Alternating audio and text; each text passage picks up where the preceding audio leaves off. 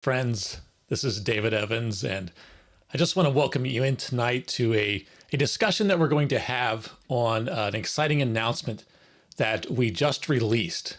We are hosting and leading a trip to Israel this coming October, and we're going to be discussing that tonight, and I'm really excited to be able to share that with you. If you've been following along on our Facebook page or maybe our YouTube channel, you've been seeing the activity that's beginning to build.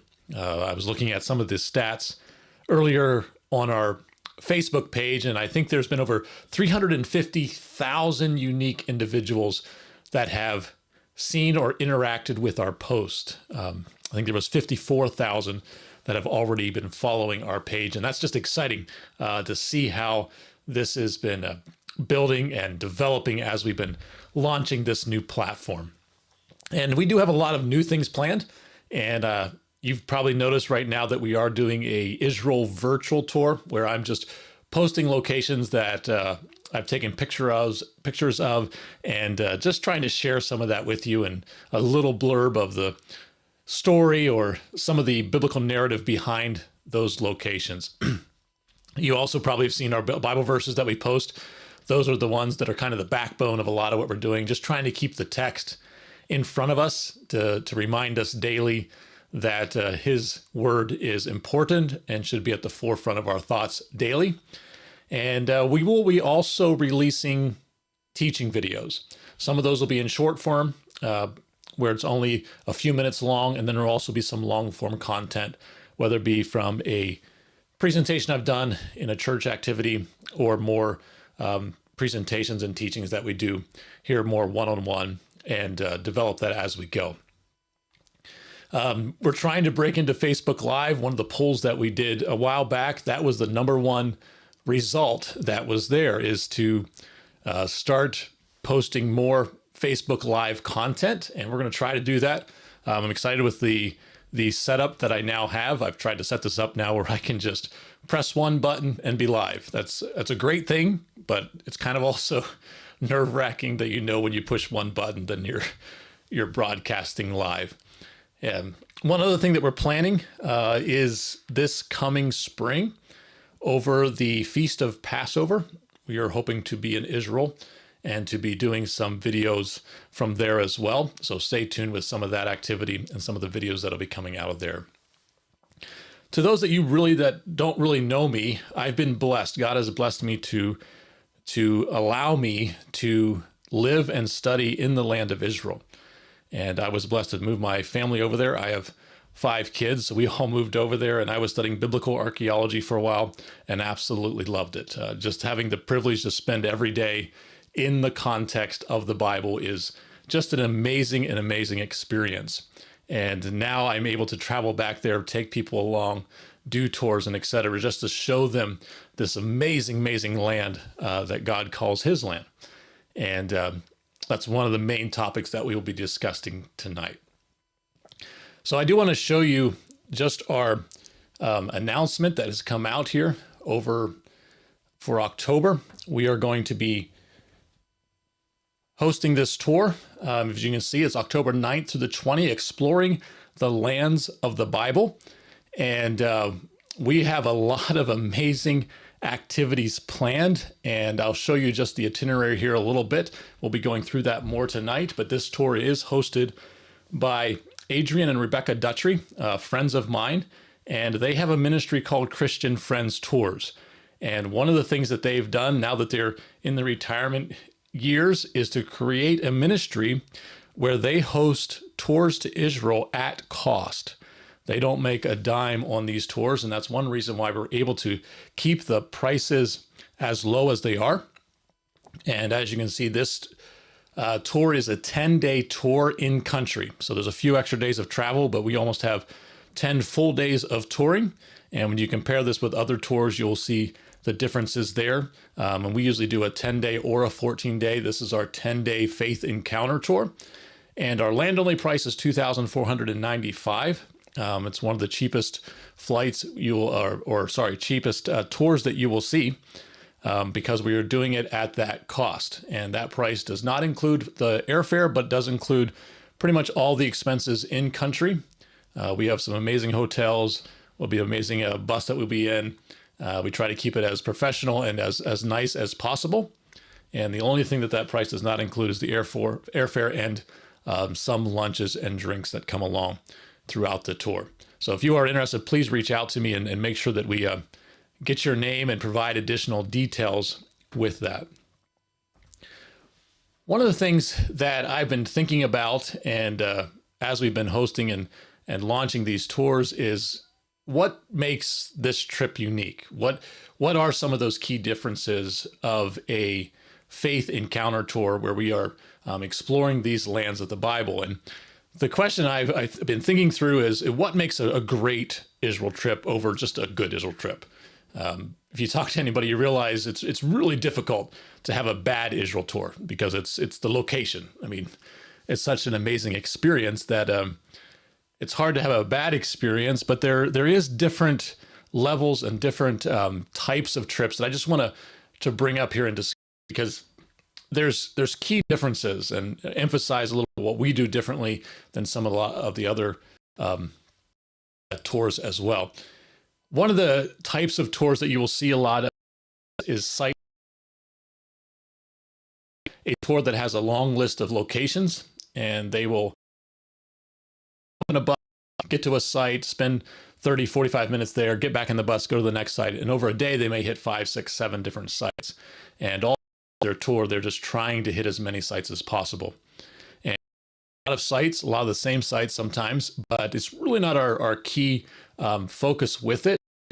We want to spend a little more time at locations, develop storylines better, give you a better experience with some of the places that were there.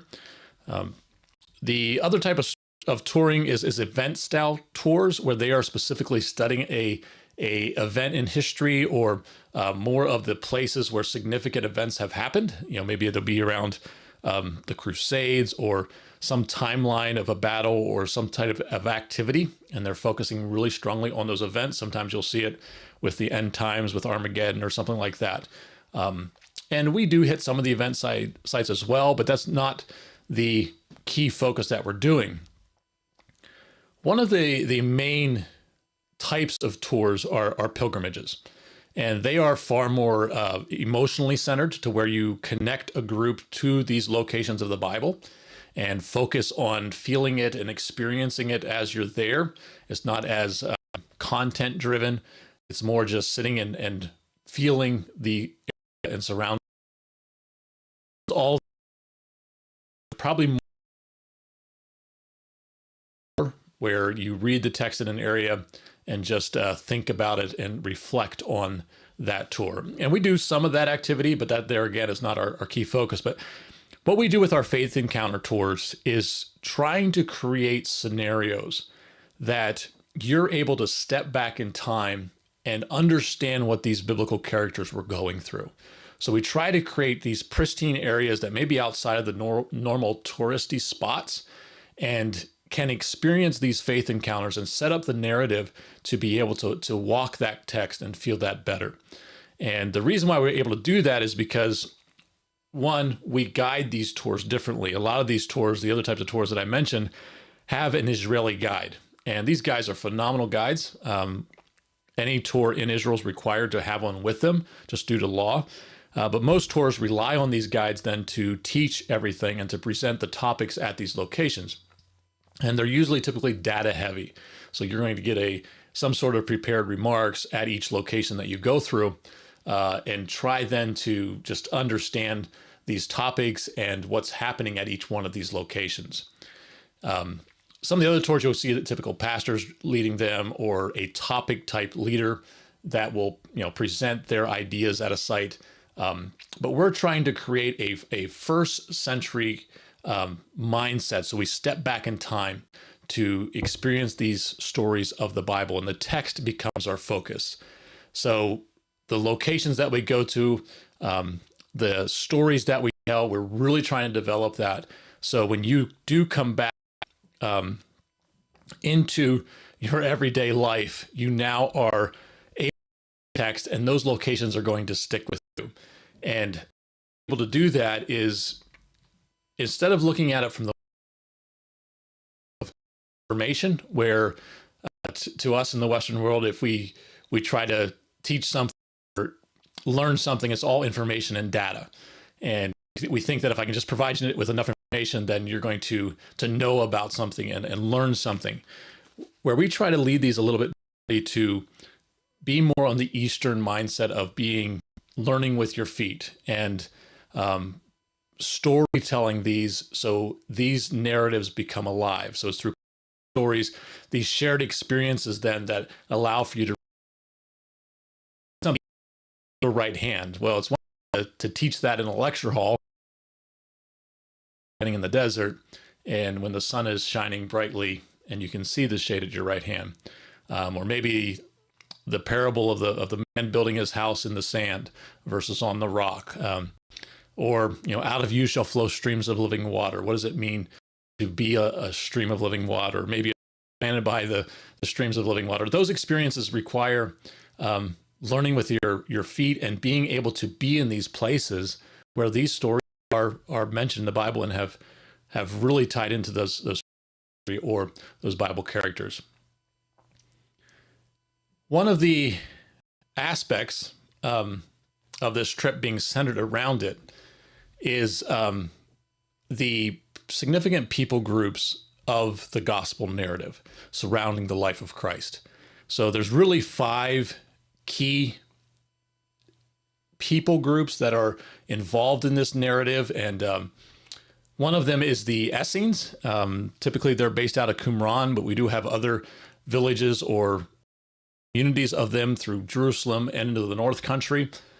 Also study the Sadducees and the typically the government or the authority structures in Jerusalem. Then fill in the narrative as well and trying to understand what that lifestyle was like as a Pharisee in the Christ. The fourth one is the Zealots. Those we would have called them terrorists in our day, but those guys that were trying to bring the kingdom of God through the knife and through violence. And we see Christ, one of his disciples, Simon the Zealot.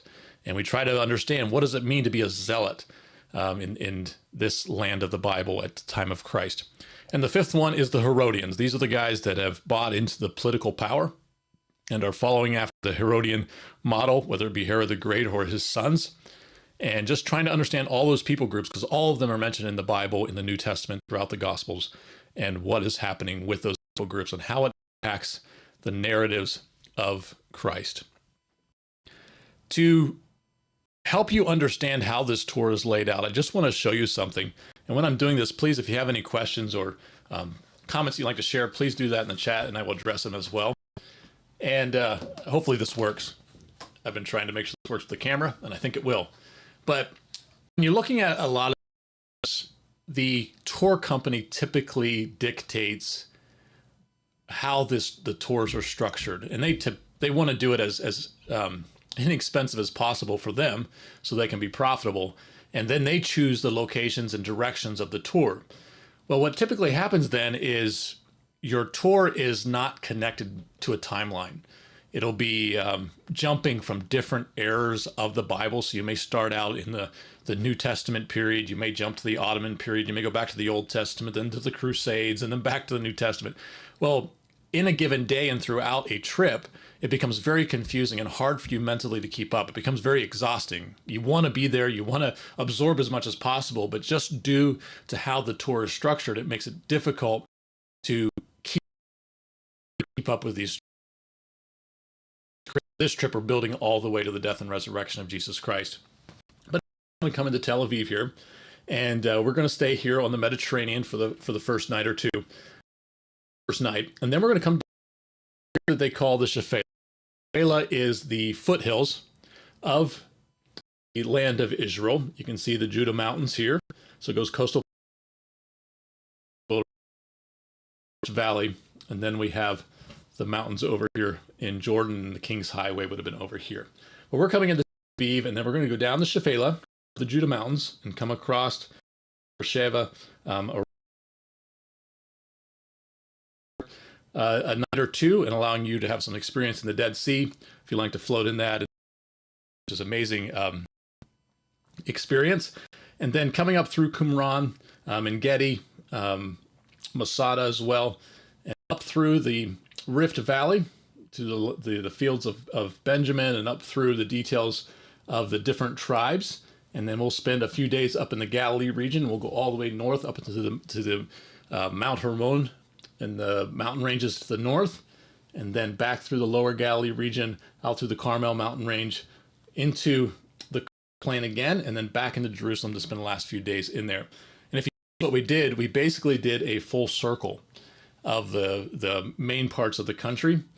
Being a 10-day tour, I really can't get down to the far south desert down near the Sinai Desert, but we will hit a vast majority of this country and make it as efficient as possible by doing that complete circle versus how most tours do it. They go to Galilee first, and back out. So you're going to see a far bigger portion.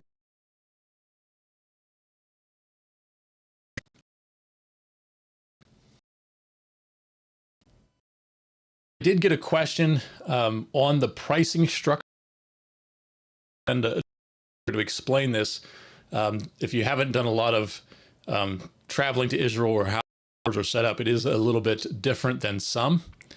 And as I mentioned before, we are trying to do this at cost. So to keep this cost as low as possible, it is $2,495. And when you do sign up, there is a $500 deposit.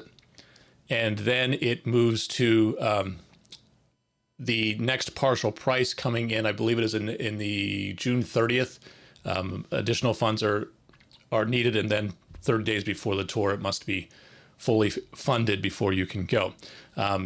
Because of some of the COVID issues in the past, we are structuring this a little bit differently so that we are able to provide for cancellation easier. That's one reason why we're doing a land-only price and not a part of the ticket. This will allow you to have your own full insurance when you buy the ticket. That way, if you do need to cancel or health issues comes up due to COVID or some other emergency, you're able to get a full refund back. The tour itself are protected, that in case you do have an emergency, we can provide days before the tour. At that point, we kind of got a lot that is protected so that we're able to make this trip as seamless as possible. And that'll be, I mean, there's some flexibility if we can find somebody else to, you have to last minute, but you can see that. If you want more details, please send me an email or a message, and we'll get those to you. Question here as well. This one probably the most, and I understand why. My parents were always asking me, is it what is it too violent, or is there too many activities going on? But really, Israel is the 10th safest country in the world to tour. And as a tourist, it is remarkably safe. I think the United States was, or the petty crime that most countries have. It has a lot of strict laws and guidelines for its as a population. So you don't really have to worry about those petty crimes or violent that you may see in a city or other countries around the world. And it is a very safe environment. I've